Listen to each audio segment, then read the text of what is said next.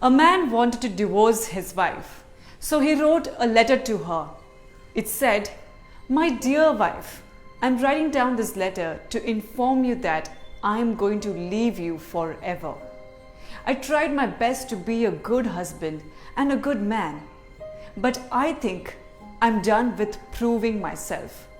The past 2 weeks were hell for me. Your boss called me to inform me about your resignation. Last day when you came home, you didn't notice my new haircut. I had prepared your favorite food and even wore a new pair of cringe boxers. You didn't care to notice even that. You ate your food in 5 minutes and headed to the bedroom for sleep. You didn't bother to ask me about my day. We didn't go for a long drive from so long. You don't express love to me. We don't connect properly like before. I don't know what's wrong with you. Either you must be cheating on me, or I think you don't love me anymore. In any case, I'll be your ex-husband. Please don't try to contact me. I'm going far from this place. I'm moving in with your sister. You take care and have a great life ahead."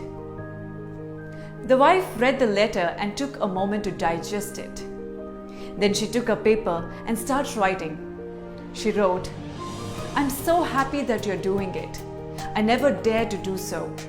Thank you for making my day with this letter.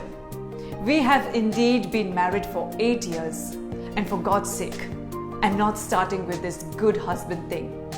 I know what you've been to me all these years. Last day, I did notice your haircut, but I chose not to speak anything on it because you were looking like a girl. My mother taught me not to speak anything when you don't have anything nice to say. So I didn't give remarks about it.